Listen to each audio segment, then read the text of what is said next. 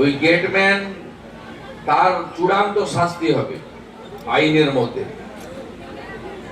এটা ক্ষমার অযোগ্য। বহরমপুরের গোবিন্দপুরে ট্রেন দুর্ঘটনায় মৃত ও আহতদের আর্থিক সহায়তা তুলে দিলেন মুখ্যমন্ত্রী শুভেন্দু অধিকারী। বৃহস্পতিবার বহরমপুর স্টেডিয়ামে হেলিকপ্টারে নেমেই সড়কপথে গোবিন্দপুরে পৌঁছে যান মুখ্যমন্ত্রী শুভেন্দু অধিকারী।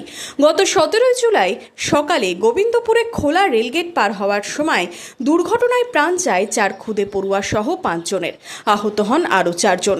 এদিন গাড়িতে বসেই দুর্ঘটনাস্থল দেখেন মুখ্যমন্ত্রী। এরপর গোবিন্দপুর গ্রামে যান। গোবিন্দপুরে দুর্ঘটনায় স্বজনহারা পরিবারের সাথে দেখা করেন মুখ্যমন্ত্রী। কথা বলেন পরিবারের সদস্যদের সাথে। জুনিয়র প্রাথমিক বিদ্যালয়ের পাশে তৈরি মঞ্চে দুর্ঘটনায় মৃত আহতদের হাতে আর্থিক সাহায্য তুলে দেন মুখ্যমন্ত্রী। মৃতদের পরিবারকে 5 লক্ষ টাকা ও আহতদের 1 লক্ষ টাকা আর্থিক সহায়তা তুলে দেন মুখ্যমন্ত্রী। তিনি জানান, গেটম্যান দায়িত্ব জ্ঞানহীন কাজ করেছে, ক্ষমার অযোগ্য অপরাধ, তার চূড়ান্ত শাস্তির ব্যবস্থা করা হবে। অসহায় পরিবারগুলির পাশে থাকার আশ্বাস দেন মুখ্যমন্ত্রী শুভেন্দু অধিকারী। আপনাদের কাছে আমার এখানে বলার কিছু নেই, আমি বক্তব্য রাখার জন্য আসিনি। অত্যন্ত ব্যথাতুর হৃদয় নিয়ে আমি রাজ্যের মুখ্যমন্ত্রী, আপনাদের সকলের মুখ্যমন্ত্রী। একদম ছোট্ট ছোট্ট ফুলের মতো বাচ্চাগুলো যেভাবে এই দুর্ঘটনায় তারা শিকার হয়েছেন, সহানুভূতি জন্যই আমি এসেছি, কিন্তু কোনো দুঃখ প্রকাশের তো ভাষা আমার জানা নেই। পরিবারগুলোর পাশে আছে এটুকু বলতে পারি। আবারও বলি, অর্থ দিয়ে কখনো এই ধরনের ক্ষতি পূরণ হয় না। তবুও সরকারের দায়িত্ব রয়েছে, সরকার মানবিক। এবং সবচেয়ে কষ্টের এটাই, এই ঘটনাটা এড়ানো যেত। প্রাথমিক তদন্তে রেল এবং পুলিশ যেটা আমাকে জানিয়েছে, গেটম্যানের যে দায়িত্ব জ্ঞানহীনতার কাজ, আমি এই রাজ্যের পুলিশ মন্ত্রীও বটে, আমি আপনাদের কথা দিয়ে যাচ্ছি,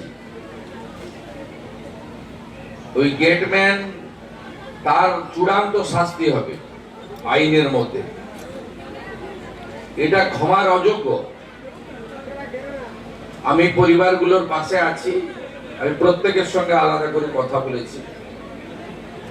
দেখুন, এখানে চোখের জল দেওয়া ছাড়া আর অন্য কিচ্ছু নেই আমাদের দেওয়া। উপরওয়ালা, ভগবান, ঈশ্বর যে যেভাবেই ভাবেন না কেন, এই পরিবারগুলোকে শক্তি দিক, তারা যাতে এই শোক কাটিয়ে উঠতে পারে। এবং পরিবারগুলো প্রত্যেকে, আমি দেখুন, প্রচারের জন্য আমি করি না কাজ। আমি যে অর্থ দিয়েছি সরকারি অর্থ, আমার অর্থ নয়। তার বাইরেও পরিবারগুলো যেগুলো যা চেয়েছে, কিছু দায়িত্ব আমি এসপিডিএম কে দিয়ে গেছি, তারা করবে। আর দুটো একটা দায়িত্ব আছে আমার, আমি সেটা করব। আপনাদের সকলকে বলবো, গ্রামবাসীদের, এই পরিবারগুলোর প্রতি লক্ষ্য নজর রাখবেন। এবং 3টি পরিবার, একজন তো সৌদিতে থাকে, আর 2 জন তো দেখলাম পরিযায়ী শ্রমিক, বাইরে থাকেন, তারা ফিরে এসেছেন ট্রেনে। এই পরিবারগুলো যাতে কোনোভাবে একাকিত্ব ফিল না করে, আমাদের সকলের দায়িত্ব। যেমন পুলিশ প্রশাসনও লক্ষ্য রাখবে, আমিও নজর রাখবো, এই জেলা থেকে মন্ত্রী গৌরীশঙ্কর ঘোষ তিনিও নজর রাখবেন। তেমনি আপনারা সকলে এই পরিবারগুলোর প্রতি নজর রাখবেন, এটুকু আমি প্রার্থনা করি। আমরা অনেক চেষ্টা করেছি বহরমপুর মেডিকেল কলেজে আহতদেরকে সকলকে বাঁচানোর জন্য, পারিনি বাঁচাতে সবাইকে। এখনো 2 জন ভর্তি আছে। আমি এখান থেকে গিয়ে সেই 2 জনের সঙ্গেও দেখা করব। আমি আপনাদেরকে শুধু 3টে কথা বলে গেলাম। পরিবারগুলোর পাশে পশ্চিমবঙ্গ সরকারের ক্ষুদ্র প্রয়াস, পাশে দাঁড়ালাম। পরিবারগুলো যা চেয়েছে আমার কাছে, যেটা আমার ক্ষমতার মধ্যে, সব ক্ষমতা আমার নেই, আমি সেটা করব, 15 দিনের মধ্যে করব। তৃতীয় হচ্ছে এই যে অপরাধী গেটম্যান, আমি পুলিশকে স্পষ্ট নির্দেশ দিয়ে যাচ্ছি, জেলে থাকাকালীন তদন্ত শেষ করতে হবে, চার্জশিট দিতে হবে এবং কাস্টডি ট্রায়াল করিয়ে যাতে ক্যাপিটাল পানিশমেন্ট হয়। পুলিশ সুপার, ডিআইজি আছেন, তারা যেমন দেখবেন, ডিএম সাহেবকেও দেখতে হবে, স্পেশাল পিপি অ্যাপয়েন্ট করে যাতে সেটা করে। আমি এই বিষয়ে স্থানীয় এমএলএ ভরত ঝাড়কে দায়িত্ব দিয়ে গেলাম, তিনি আমার সঙ্গে টাইম টু টাইম যোগাযোগ করবেন যাতে এইরকম ফুলের মতো নিষ্পাপ,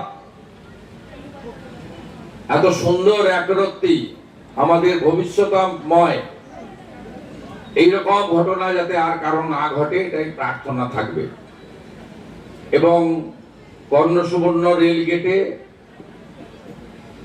যাতে আরো সুরক্ষা বৃদ্ধি হয়, ডিএম সাহেব রেলের সঙ্গে কথা বলবেন।